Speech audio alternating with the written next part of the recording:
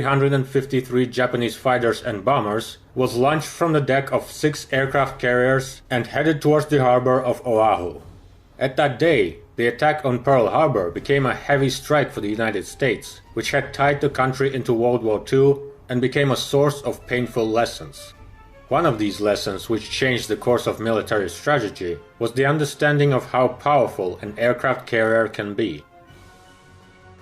Over the following years, the US Navy in the Pacific Ocean grew stronger, pushing the Japanese armed forces further and further to the islands of the rising sun. Soon the aircraft carrier became the main weapon of the fleet, suppressing enemy forces at sea, supporting the advance of their forces on land, and soon beating even the seemingly indestructible sea titans, battleships. The lessons of World War II were learned, and after 1945, aircraft carriers remained the main demonstration of the flag and the main projector of the US force on the seas around the world. Since the end of World War II, decades have passed. Generations of sailors have changed, presidents and governments have changed, and the aircraft carriers changed as well. The American fleet met the 21st century, being armed with a group of the largest ships of this type, the Nimitz class. However, developed in the 1970s, these giants have become obsolete and will soon give way to their heirs, the first representative of which has already been created. USS Gerald R. Ford, CVN-78, is the first ship of the new generation of nuclear aircraft carriers, named after the 38th US President Gerald Ford, who during World War II served on one of the aircraft carriers of the Pacific Fleet. The history of this vessel began in 2005 with the signing of the historic contract between the US Navy and Northrop Grumman Shipbuilding to create the first ship of the new class.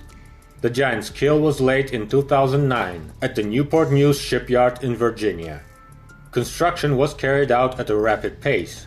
To speed up the work, the shipyards used the already fairly common methodology of assembling large ships from prefabricated blocks. The entire sections are created in factory and then mounted on the ship, like Legos. By 2013, the assembly of the main structure was almost complete. About 500 blocks, elements of the ship, were welded together in the dock. At the end of January 2013, a 555-ton aircraft carrier island was mounted on the deck, a tower in which the ship and air force controls are located. And after a few months, the carrier received the brightest but hidden element of the power plant, 4 30-ton propellers. Soon the internal installation work began, which is no less challenging than the assembly of the aircraft carrier's hull.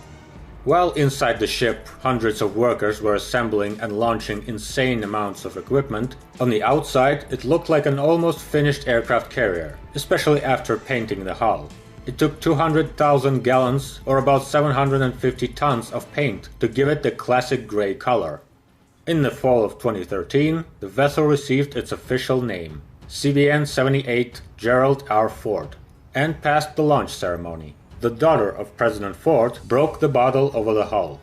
In this ceremony, there was another important symbolism. As part of the fleet, a new aircraft carrier replaced the USS Enterprise, the first representative of this type of ships equipped with a nuclear power plant. After serving more than 50 years, this veteran left the fleet. However, its replacement was delayed. Initially, Gerald Ford was supposed to become a part of the Navy in 2013, but due to difficulties in assembly and testing, this plan had shifted. With an increase in the time of creation, expenses grew, reaching the amount of $12.8 billion and making Gerald Ford the most expensive ship ever built. Problems and delays were caused mainly by complications in the implementation of a number of completely new systems that were not used on aircraft carriers before. The overall structure of the vessel was ready for several years, while the inside systems were developing. The onboard systems are the main innovation of the ship.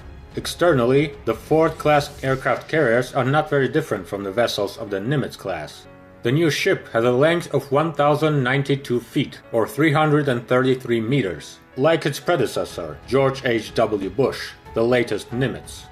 Their displacement is almost the same and amounts to about 100,000 tons. The most bright visual difference is the redesigned island. It is higher by 20 feet, or 6 meters, occupies a smaller area on the deck, and is also shifted back. This layout allowed to redesign the deck and make it larger without increasing the dimensions of the ship. Otherwise, it would be difficult for non-specialists to understand which ship they are looking at. So, what does the Pentagon spend so much money on? The differences are not visible from the outside, but with all the similarities, the filling of the ship is completely new and much more efficient. Gerald Ford is equipped with the most complex airspace control system, which allows not only to direct its aircraft and helicopters, but also to monitor large portions of the sky above the fleet. The core of this complex is the group of the newest active electronically scanned array radars. Such stations are much more efficient than the classic ones, and are used only on some military aircraft and the latest ships. In work with the Air Wing, the main weapon of the aircraft carrier, the innovation was in the replacement of the good old steam catapults with the brand new electromagnetic aircraft launch system.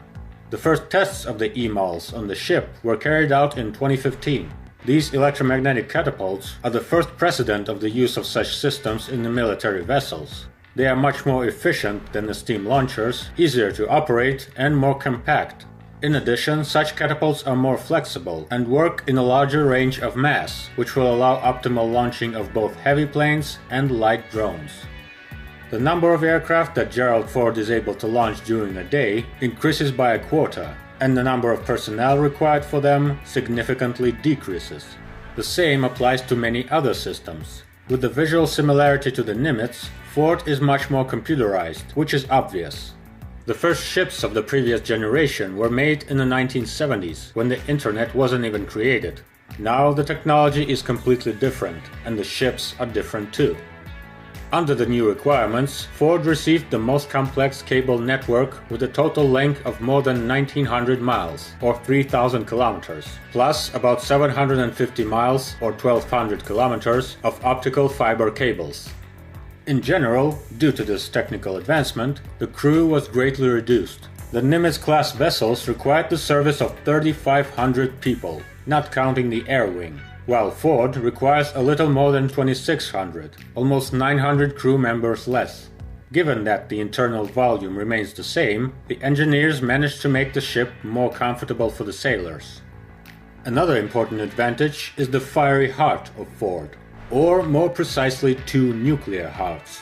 The ship is equipped with the newest A-1B nuclear reactors, created specifically for it by the Bechtel Corporation. One of the main problems of the Nimitz carriers in their recent years was their reactors. The Westinghouse A4W was quite good for its time, but the updated onboard systems turned out to be too demanding for electricity, and the capabilities of reactors of the old design were sometimes lacking. The new reactors have thermal power of up to 700 megawatts, which is 25% more than its predecessors had, but the additional power went almost entirely into the production of electricity. By this indicator, Ford surpasses the Nimitz several times. Additional power is needed not only to meet the modern requirements of onboard equipment and, for example, electromagnetic catapults, but also to work with the advanced systems, such as the laser air defense systems, which in the future may replace the Phalanx close-in weapon system. Problems with the modification of the old Nimitz with the new technologies became a lesson for shipbuilders. During the creation of the Ford class, it was initially taken into account that the ship would continue to be improved all the time. These systems, as well as a number of other new elements, required additional study and testing, which delayed the construction of the aircraft carrier. In fact, the ship was ready for tests only in 2017. In the spring of 2017, the aircraft carrier first started sailing using its own power plant, and soon began to perform sea trials. Finally, after the completion of the main testing stage, the Newport shipyards delivered the nuclear aircraft carrier Gerald R. Ford to the US Navy. In total, about 5,000 shipbuilders worked on the ship. Nevertheless, improvements and some tests on the ship continue. Now the aircraft carrier is expecting its main weapon. At the initial stage, it will receive an air wing of 75 airplanes and helicopters, the core of which, of course, will be the F-35 fighter jets and various modifications of the FA-18, as well as many other flying machines, plus full crew of about 4,500 people. According to the schedule, the new aircraft carrier will start its full service by 2020 and will operate as part of the fleet for at least 50 years. Some people from the military have noticed that with these figures, the last captain of the ship at the moment most likely is not even born yet. The shipyards have already begun work on other Ford-class ships. It is assumed that 10 aircraft carriers will be delivered, 5 of which have already been ordered. Now, 2 of them are being built at once, the CVN-79 John F. Kennedy and CVN-80 Enterprise. The track just doesn't work without the Enterprise. According to approximate calculations, a group of 3 fully equipped aircraft carriers will cost the Pentagon $42 billion. Not a bad budget. The new generation of flagships was the answer to the new generation of challenges that the 21st century brought to the US Navy. Now, history will judge whether these titans will remain the masters of the sea in this century, or new technology and strategy will make some other vessels the leaders, like once the aircraft carriers themselves took dominion over the sea from the battleships. That's all for today. Like the video and subscribe to the channel not to miss any future stories.